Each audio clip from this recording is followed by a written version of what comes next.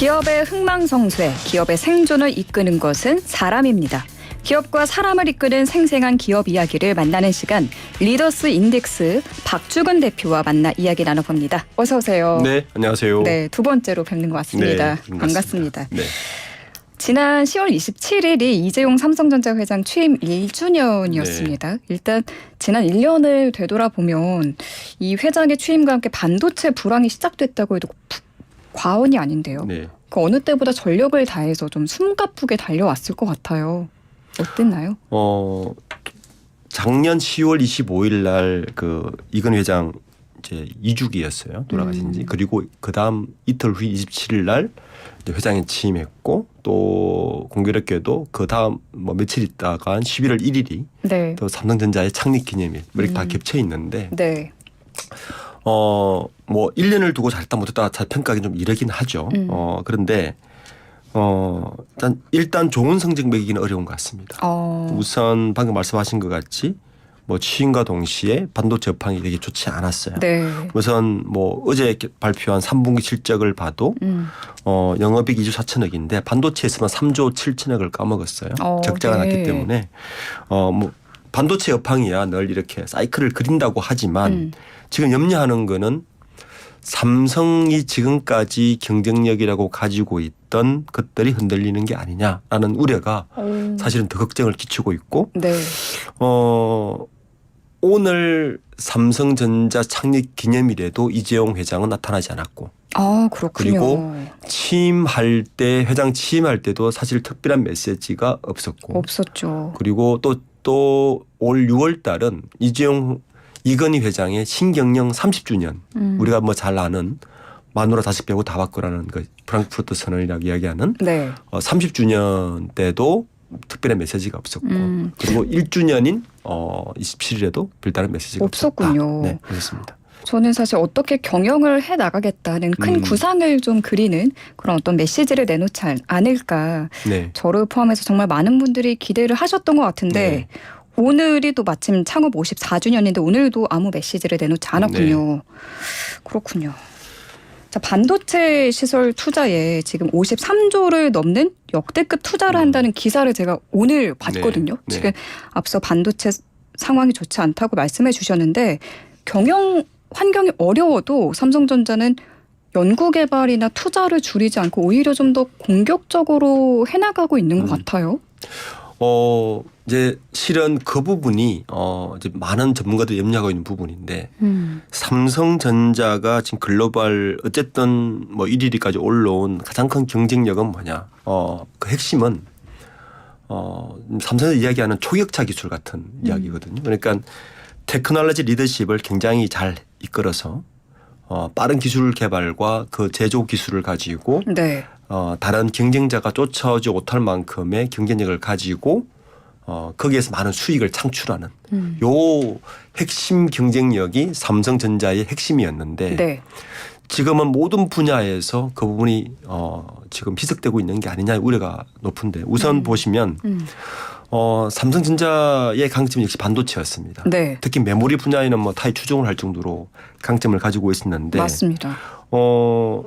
지금 SK 하이닉스가 이틀 전에 2분기 실적 설명에서 뭐라 그러냐 지난번 2분기 실적 설명에 뭐라 그러냐면은 네. 우리 요즘 그 AI라고 하는 엔비디아발 AI 그 반도체의 수혜를 누가 보고 있냐면은 네. 메모리 반도체 중에서 HBM이라고 해서 하이밴드 메모리 그러니까 고대역폭 메모리라는 요 분야가 네. 요즘 그나마 반도체 업황이 안 좋은데도 불구하고 잘 팔리고 네. 투자 종목인데 네.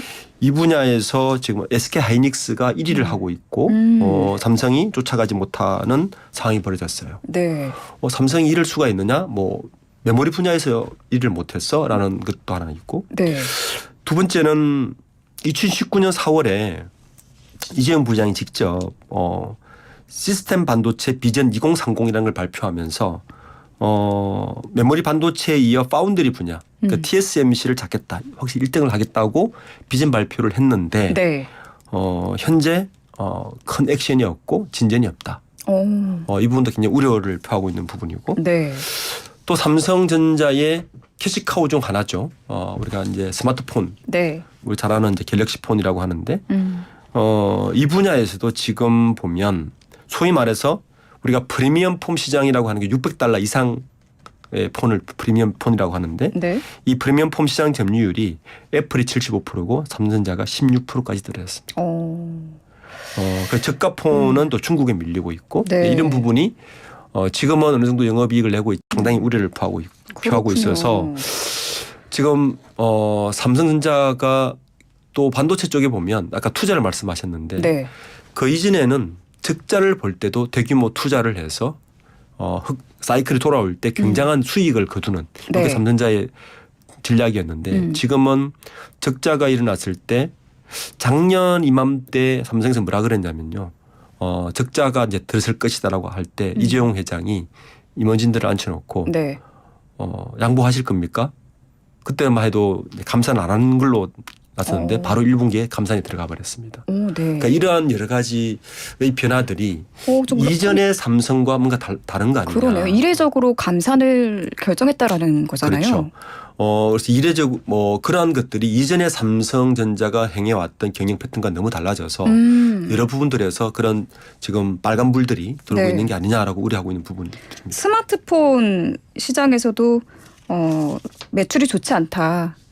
매출은 지금까지는 괜찮지만 네. 시장 점유율에서 굉장히 좀 플래그십 폰 특히 $600 이상짜리의 프리미엄 폰에서 밀리고 있고 혹시 그런 거 들어보시지 않았습니까? 요즘 청소년들 사이에서 아이폰 아니면 반발하는 정도? 많이 들어봤죠. 예, 그러한 것들을 오히려 임원 경영진들은 그렇게 대수롭지 않게 여기는 것들도 저는 굉장히 삼성전자의 예전 같지 않은 모습이다. 이런 것 신호들이 계속 들려오고 있습니다. 그런데 그게 비단 삼성전자만의 문제는 아니고 지금 전체적으로 애플도 이번에 중국 내 판매 실적 굉장히 안 좋았다고 하고 네. 좀 전체적으로 스마트폰 시장이 녹록치 않은 것 같은데 네. 그런 불황기와 겹쳐서 지금 더 어려운 상황인 건가요? 어느 시장이고 뭐 호황기고 불황기는 닥치는 거죠. 네. 중요한 건 시장 점유율입니다. 그러니까 보통 이런 말을 하죠. 경영자들에게는 주변 환경이 절대 익숙해져 되지 않는다. 이런 말을 합니다. 어떤 환경에서도 이제 뚫고 나가는 게 사실은 그분들의 몫인데 네. 물론 스마트폰 시장이 이미 애플 우리가 15라 그러면 나온 지 15년 됐고 그 시장은 이미 성숙된 시장이고 어느 정도 새로운 어떤 시장의 성장을 예전 같은 성장을 구하기는 어렵지만 여전히 있는 시장에서 시장 점유율이 밀린다는 건 문제다. 특히 프리미엄 폼 시장에서 프리미엄 폼이라고 하는 것은 이익률이 저가 폰에 비해서 굉장히 높습니다. 그러니까 그 시장에서 밀린다는 거는 네. 삼성이 예전 같지 않다라는 신호를 계속 이야기하는 거죠. 빨간불이 켜졌다는 신호로 네. 이해를 하겠습니다. 스마트폰, 이 휴대전화 이야기를 하다 보니 생각난 건데 제가 오늘 방송을 준비하다가 어제 기사로 접한 것 중에 굉장히 감명 깊게 본 게 있거든요. 이건희 회장이 단행했던 애니콜 화형식. 네. 이게 불량 제품이 너무 많이 나오다 보니까 15만 대를 불태웠어요. 네. 당시 기억하세요? 기억하죠. 저는 그 당시에 아마 기업체에 있었던 것 같은데 네. 구미 사업장에서 당시 이기태 사장이 이제 스마트폰 그 당시에 이제 핸드폰 사업부 사장이셨는데 네. 불량이 나오다 보니까 보통 그거를 뭐 반품 이렇게 하지 않고 아예 다 모아서 직원들이 다 본합해서 공장 운동장에서 모여서 화형식을 했던 그 사건으로 삼성전자의 당시는 노키아가 세계 1위였는데 네. 노키아의 아성을 무너뜨릴 수 있는 중요한 계기가 됐던 사건이죠. 오늘 삼성전자의 54주년 기념식에서도 한종희 부회장이 비슷한 이야기를 한 것 같아요. 어떤 이야기요? 품질에 대한 이야기를 한 것 같고. 네. 그런데 이미 그 20년 전 이야기인데 그 당시보다 삼성전자의 어떤 현재 어떤 수준은 이제 품질을 논할 단계를 넘어섰다. 지금은 그렇죠. 이미 이제 글로벌 넘버원이 돼서 네. 어떻게 새로운 시장을 만들어내고 어떻게 이 시장에서 더 확대될까에 대한 고민이기 때문에 네. 그때의 그 화형식이 지금 삼성전자를 만들었다면 지금은 어떻게 새로운 신시장을 개척하고 만들어낼까 고민이 이제 있겠죠. 그렇습니다. 이 애니콜 화형식이 당시 그 삼성전자 제품의 품질을 끌어올리는 큰 어떤 계기가 된 사건이라면 오늘날 삼성전자는 새로운 먹거리, 신사업, 산업 발굴이 큰 과제일 텐데 지금 삼성은 제가 알기로 바이오, 인공지능 그리고 전장 사업 등을 육성하고 있는 상황인 걸로 알고 있는데 어떻습니까? 순조롭게 진행이 되고 있나요? 삼성전자의 고민은 이런 거죠. 지금 덩치가 너무 커졌지 않습니까? 매출액이 뭐 몇백조 단위까지 올라왔기 때문에 일반 기업들이 이야기하는 새로운 시장의 크기가 이 삼성전자를 먹여 살리기에는 굉장히 작은 그런 거라서 그런 고민들이 많은 것 같아요. 기억해 보면 2015년도에 이건희 회장이 이제 쓰러지셨을 때 당시에 그 영국 이코노미스트라는 잡지사에서 이제 제가 전화를 인터뷰 요청이 와서 그 어떻게 전망하시느냐가 기억이 나는데 네. 그때 제가 삼성전자가 지금의 있는 그 시장에서는 압도적이지만 새로운 시장을 만들기 위해서 분명히 M&A를 해야 될 것이다. 그러니까 지금까지는 스스로 내부적인 기술 개발을 통해서 네. 그 현재 있는 시장에서 마켓 쉐어를 계속 가져와서 더 많은 이익을 창출하는 형태의 경영을 했다면 네. 이 정도 크기의 를 다시 이끌어 가려면 아마 새로운 신산업을 근데 그 산업이 굉장히 큰 산업 분야에서 들어가서 어떤 시장 지위를 압도적으로 가져갈 수 있는 걸 가야 되는데 네. 그러려면 M&A밖에 방법이 없다라고 그때 제가 진단을 했었는데 네. 그 뒤로 하만이라는 회사를 인수를 했었거든요. 구조를 주고. 어떤 회사예요? 하만? 예. 우리가 소위 아는 이제 오디오 업체죠. 자동차 전장 사업을 하려고 했는데 사실 하만 인수 이후에 하만 구조 2천을 주고 인수를 했거든요. 당시에. 근데 하만의 경영 성과는 사실은 그렇게 썩 성공적이라 보기는 어렵습니다. 네. 그 뒤로 삼성전자는 대규모 M&A는 사실 없었고요. 지금도 많은 언론사나 전문가들은 삼성전자가 곧 M&A를 하지 않을까. 왜냐하면 현금이 되게 많으니까. 100조 정도를 가지고 있으니까. 네. 근데 여전히 삼성전자의 미래 청사진에는 네. M&A보다는 방금 말씀하신 것 같이 AI가 있고 로봇이 있고 바이오가 있는데 바이오는 이미 하고 있는 사업이고요. AI는 이미 주도권을 놓친 것 같고요. 이미 뭐 챗GPT라든지 미국 구글이라든지 이쪽에서 이미 주권을 가져간 것 같고 네. 그 외의 사업에도 삼성이 이랬다 할 소위 말하는 헤게모니라 그러죠. 사업은 헤게모니를 지는 사람이 더 많은 수익을 가져가게 되어 있습니다. 그 헤게모니에서 그렇게 주도권을 가지고 사업은 별로 없다. 그래서 이제 취임 1주년 때도 마찬가지고 그 회장 취임할 때도 마찬가지고 많은 관련된 분들이 이재용의 이 회장의 입에 기대를 했었죠. 어떤 네. 방향으로 갈 것인가. 네. 어떤 청사진을 내놓을 것인가를 그렇습니다. 기대했는데 여전히 이제 침묵하고 계셨다. 이런 겁니다. 다소 밝지만은 않은 전망을 해주셨는데 지금 또 이재용 삼성전자 회장의 발목을 무겁게 하는 사법 리스크가 진행 중입니다. 제일모직 삼성물산 부당합병 및 회계 부정 의혹으로 2020년 9월 기소돼서 지금 4년째 재판을 받고 맞습니다. 있거든요. 네. 취임 1주년 때도 사실 그 법정 앞에서 네. 이제 기자들이 메시지 낼 게 없느냐라는 질문에 침묵을 지키기도 했는데 지금 어떻게 진행 중인가요? 벌써 4년째 가고 있죠. 2020년에 기소됐으니까 4년째 접어들었습니다.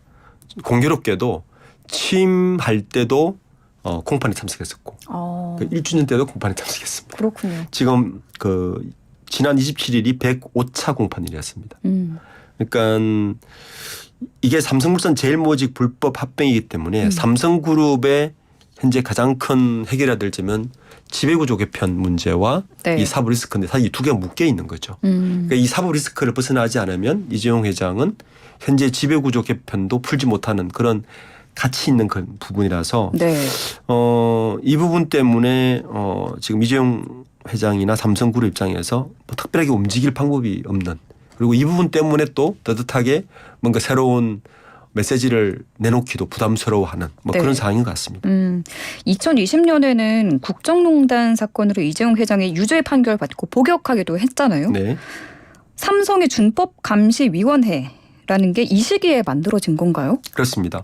그때 이제 2020년에 설립되었죠. 요게. 그러니까 그때도 이 판사가 이야기를 한 거예요. 판사가 뭐라 그랬냐면 네. 파기환송심 때 재판부에서 실효성 있는 준법 감시 제도를 마련해라. 숙제를 준 거죠. 그래서 재판부에서 숙제를 준 걸 그대로 실행한 거죠. 네. 그래서 이게 그 당시만 해도 이게 진실성에 대해서 굉장히 의문을 제기했었습니다. 왜냐하면 재판부에서 강제로 스스로 한 게 강제로 했기 때문에 네. 그때 대법관 출신이었던 김지영 씨가 1기 위원장을 맡았다가 네. 2년 후인 2020년 2월 달에 현재의 이찬희 위원장이 2기를 출범시켰는데 존재 이유가 지금은 굉장히 약해지지 않았나. 존재 이유요? 네, 그러니까 출범할 때도 재판부의 강권에 의해서 사실 만든 건 다름없고 네. 1기 때는 그나마 뭐 여러 가지 이야기를 일단 그때 상징적이었던 게 이 회장이 대국민 사과가 있었고요. 기억하시겠지만 대국민 사과 때 김영권 성계 포기하겠다라는 이야기도 있었고 그렇습니다. 문호조 경영도 철폐하겠다고 해서 네. 삼성이 최초로 노조가 생겼습니다. 이런 일이 생겼지만 2기 출범 때의 핵심 과제는 네. 삼성의 지배구조 개편이거든요. 이분들의 숙제가. 네. 현재 이 부분을 보면 별다른 움직임이 없습니다. 오히려 지난 8월 달에 현재의 그 정경련이 이제 한국경제연구원으로 재편됐지 않습니까? 네. 그게 들어가야 되지 않느냐. 뭐 이런 이야기. 이게 후퇴한 거죠. 왜냐하면 이게 정경유착으로 인해서 재판이 시작되었고 네. 그 때문에 재판부에서 준법감시위원회를 만들으라고 했는데 오히려 정경유착의 본산인 정경련에 재가입해야 되지 않느냐는 유보적인 태도. 네. 그리고 제가 이 자리에서 이야기했지만 삼성의 전략기획실을 다시 만들어야 되지 않느냐. 굉장히 한 발 양보한 형태의 네. 발언들이 많이 나와서 굉장히 미약해진 거 아니냐라는 지금 이야기가 많습니다. 이 대기업의 준법 경영 국민들이 굉장히 눈여겨보는 대목이거든요. 이번에 SM엔터테인먼트 시세 조종 혐의를 받고 있는 카카오 김범수 창업자도 삼성처럼 외부 인력이 중심이 된 준법 감시 조직을 만들겠다고 했는데 말씀하신 것처럼 지배구조 개편 삼성에서 네. 이루어지지 않고 있는 상황이고 여러 가지 좀 풀어야 할 과제, 숙제가 많아 보입니다. 네, 그렇습니다. 두 가지 과제가 있죠. 네, 현재는. 짧게 부탁드릴게요. 첫 번째는 뭐 지배구조 개편도 시급한 문제고 네. 더 중요한 건 제가 볼 때는 새로운 수장이 된 이제 이재용 회장이 분명한 비전을 제시해 줘야 된다. 국내에 굉장히 영향력을 미치는 삼성그룹의 수장이 된 현 시점에서 네.